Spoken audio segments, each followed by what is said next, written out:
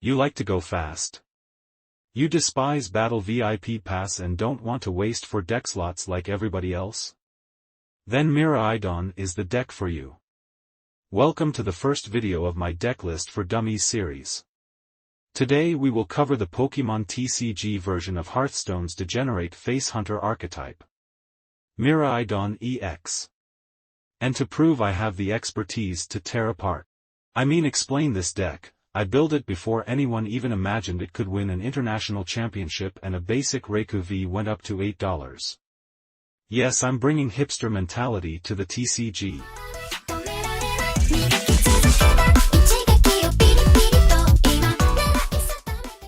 Like the name suggests, the backbone of this deck is the futuristic fusion of a lizard and a Harley-Davidson, Miraidon EX. It is paired with Raikou and Raichu V as attackers, as well as Fluffy as energy acceleration. Another core component is Electric Generator, which allows you to attach up to 2 basic lightning energy to your bench, as long as you have them in the top 5 cards of your deck.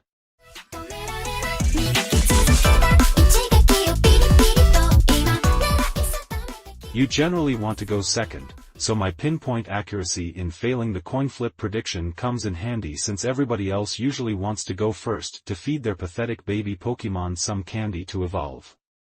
Good thing you don't need evolution. When going second, you want to generate as much momentum as you can, by ideally taking a 2-price knockout. Your first priority here is to get Miraidon out to use its ability and search out your attackers. If your opponents played enough Pokemon, you want to focus on Raikou, which can hit 220 damage for 2 energies when both benches are full. Once you have set up, try to get as many electric generators out as you can. Don't be afraid to use a Squawkabilly EX, Professor's Research and Forest Seal Stone to get there. From then on, you try to stay ahead of your opponent's energy curve and ideally take 2 more 2-price knockouts to seal the deal.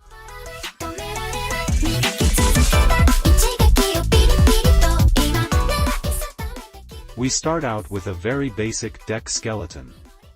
Since Miraidon can search out basically every Pokemon in our deck, we can dodge the VIP Battle Pass. Nest and Ultra Balls are essential though, so we can find the Dawn in our first turn. Research for draw, Boss's orders to secure our prize map with Arven sprinkled in to search out generators, and our Seal Stone.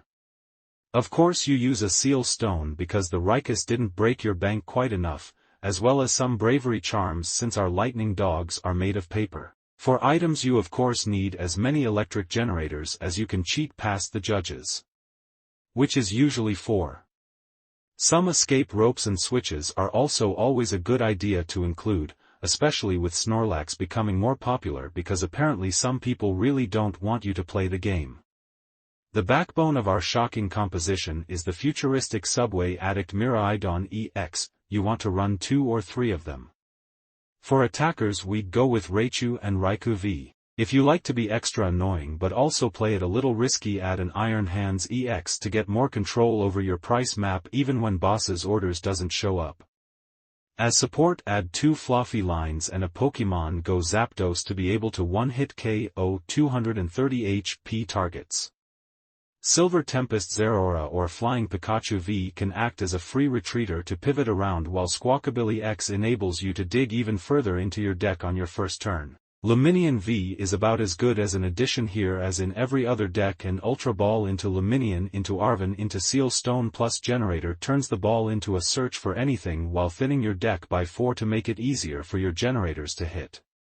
Beach Court is a nice stadium choice since most of your attackers will have free retreat with it, and your energy acceleration only works on your bench. Be aware that this might give your opponent an advantage as well. You can also play Path to the Peak, since the only thing you're shutting off on your side after you set up with Miraidon is Raikus Draw 1. To make sure your generators hit, this deck plays a rather hefty energy count of around 12 to 15 with the occasional double turbo energy for Iron Hands. With all the bulk commons and staples not included, we look at a price tag of around €60, mainly driven by the insane price tag of Raikou V. Another build option that is also featured in the newest League Battle deck is the build with Regieleki V and VMAX. Regieleki V acts as an annoying light-hitting attacker that reduces the damage it takes next turn, while every VMAX amps the damage of your lightning Pokemon by 30. To make this worthwhile you want to run at least a 2 of each, but I honestly don't think it is worth the deck space. Mew EX Form 151 might also find place here as in many other decks since it brings another free retreat as well as some card draw. Future Energy Booster Capsule is viable if you run Iron Hands and Arven to reliably remove its insane retreat cost as well as amping its damage a little. Echoing Horn can be a sneaky little tech card to fill your opponent's bench just a little further to either prevent him from playing something more important or to boost your Raikus damage by 20.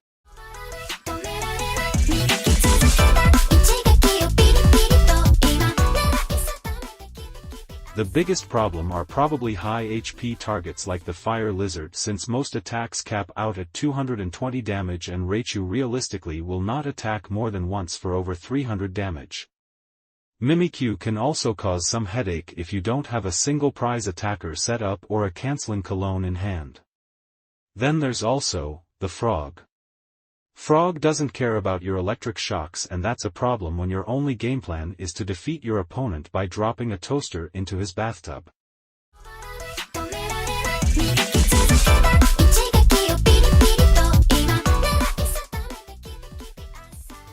Most people didn't really appreciate its potential even after its win at the Toronto Regional.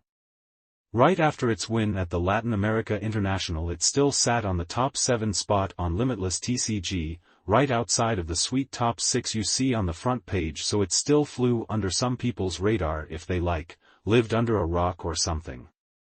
After its second place in Stuttgart it went up to top 5, so good luck on finding a reasonably priced Raikou V ever again. Just recently it performed reasonably well at the San Antonio Regional and scored 7th and 11th place.